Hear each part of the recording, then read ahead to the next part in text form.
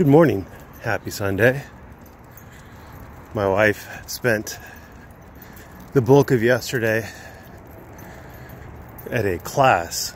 The sewing machine I got her for Christmas came with 2 free classes to teach you how to sew with it because it's got a lot of bells and whistles. And so she came home. She got home last night around 5:30, 6 o'clock, just jazzed, just like she was on crack cocaine. Look what I made!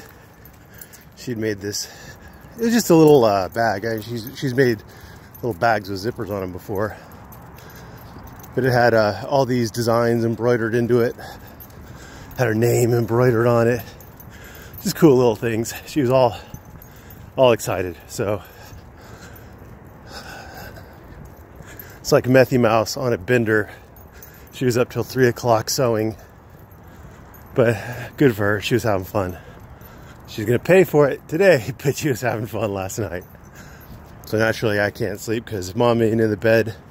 It's hard for me to sleep, but whatever. You do what you do, right?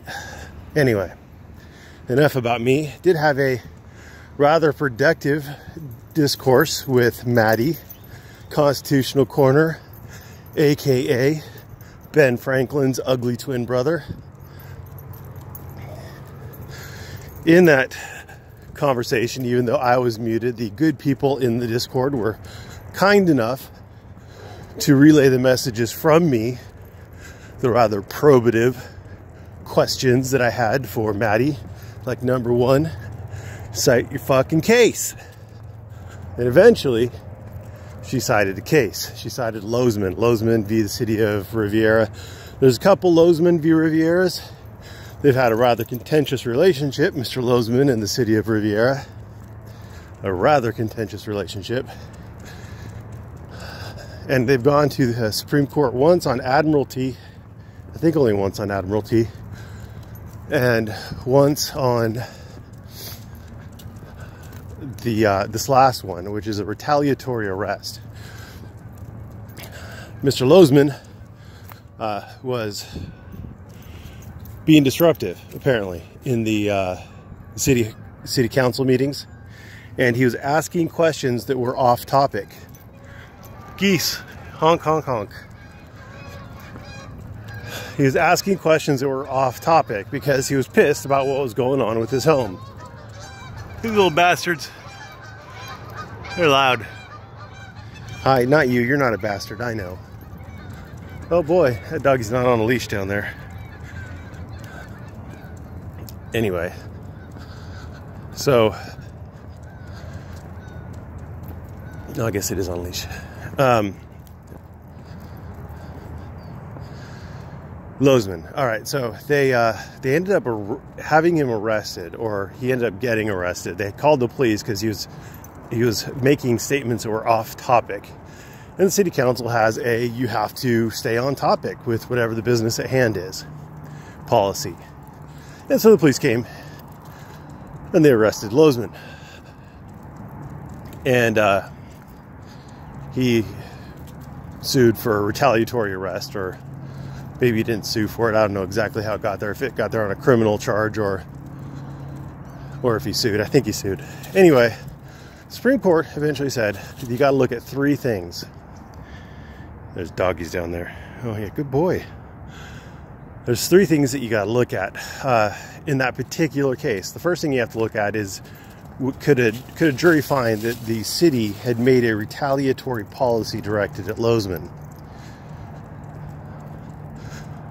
The second thing that you'd have to find is that it was an official act by the city to arrest Lozman, because you have to remember that the city can't just order Lozman be arrested. The cop shows up, and then this is really frustrating because my dog really wants to go play with the other dogs, and I really don't want that to happen.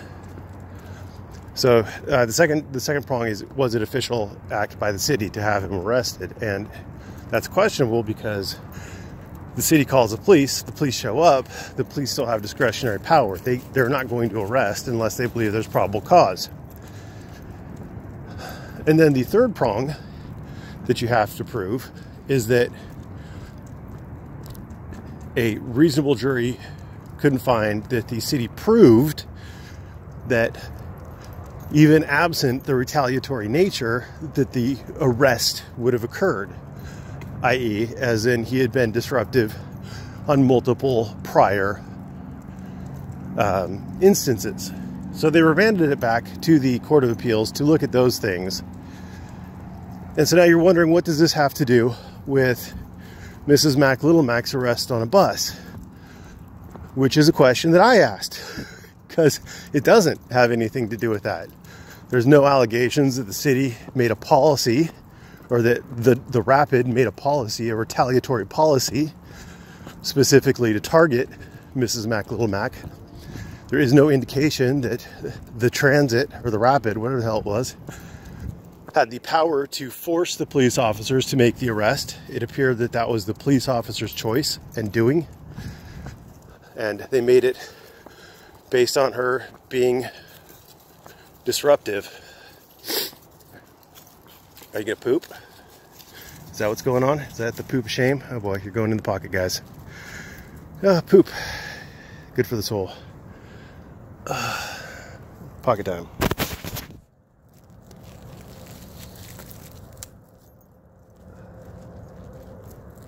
I know that some of you really live for the pocket time episodes, and you're welcome. I do this for you. Oh, that's a stinky one. Whew.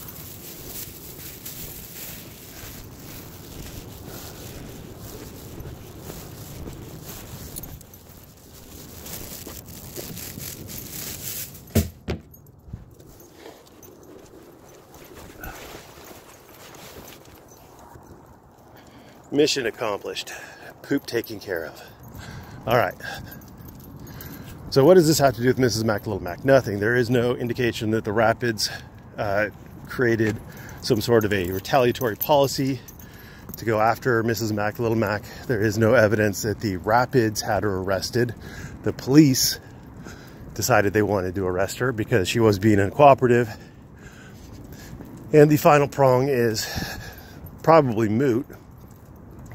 But is there a good independent reason besides filming that she got arrested? And I would say absolutely yes, there is. She was being disruptive. She was disrupting the driver. I mean, you can't drive if you're having someone disrupting you. It's not safe. So, yes. So Lozman doesn't apply. And then Maddie, in her genius, admits that she hasn't actually watched Mrs. Mac Little Mac's case. So she's telling me that I'm wrong, and she hasn't even watched Mrs. Mac Little Mac's arrest video. That's what we're dealing with, kids. That's the spicy legal genius that's coming your way. That's a junior college student who doesn't know her asshole from her elbow, trying to play like she knows what the fuck she's talking about. That's why she gets so mad and wants to fight me in real life. It's because she has no idea what she's talking about. She also thinks there's a difference between liberties and rights. And I challenged her to point out what the liberties are that are enumerated in the Constitution. And there are none. You've got rights, freedoms, liberties, they're all the same thing. A right is a liberty. Anyway, that's neither here nor there. So she failed hard. That's what happens. Even with me muted, she still lost. She had no idea what she was talking about. Speaking of losers, Jack still hasn't come out and explained the reasonable time, place, and manner restrictions that the officers or the state may place upon filming the police. I wonder why. He also hasn't explained why a courtroom specifically can restrict your right to film, even though it is open to the public and supported exclusively on taxpayer dollars. Huh. I wonder why it's crickets from Jack. Maybe it's because you can't fucking explain it with your bullshit worldview. And you have to actually look at real laws and real cases and understand that your bullshit worldview is a bullshit worldview. He's lying to you, kids. They're all lying to you. Earl's lying to you. Jack's lying to you. News Now Patty's lying to you. News Now OKC's lying to you. They're all fucking lying to you. You know why they have to go home and make those edits? Oh, it's to make it more watchable. No, not always, kids. Sometimes they're lying to you. In sad news, I'm not happy that Men in Black is getting out of the auditing game. I know he wasn't one of the big stars because he didn't generate the drama, and he did honest audits, and